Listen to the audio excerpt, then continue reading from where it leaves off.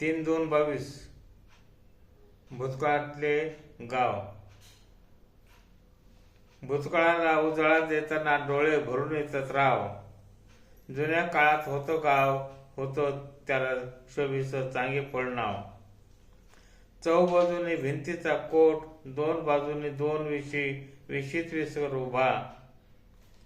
रात्रीला नवीन माणसाला ओळखल्याशिवाय येण्याची नव्हती मुभा. लाकडा मातीची घरं, गल्ली बोळीनं दारासमोर दार. गावात पाण्याची आड, गावा खेटून नदी वाये धोधून विद्रूप नदीची धार. 4 ठिकाणं बैठकीचे गप्पारे जोर, खरे खोटे सांगताना लागे चढाओर. एका बुक्कीत वाघ मारला, मर्तुमकीची अशी सोडीत पुढी. चिलवीचे सुरके धुराचा लोट, गप्पा ऐकून हसून हसून बोट दुखायचे पोट. दारू गांजा मुळीच नव्हता, मात्र वाहात दही दुधाची लोट.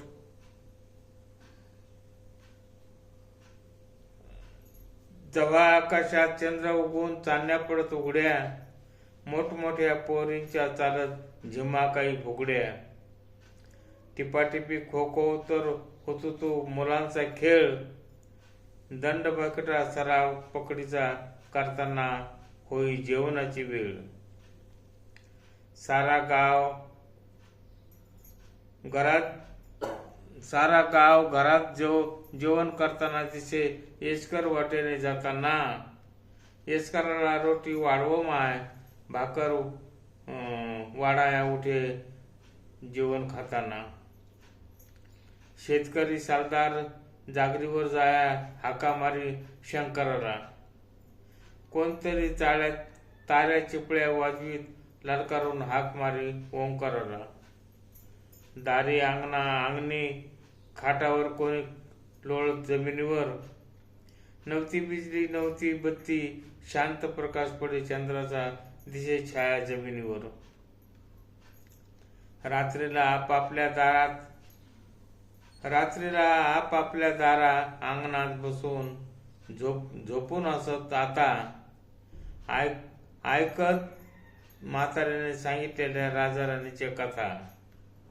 हळूच कथा सरता सुरू होई घोरणीचा आवाज.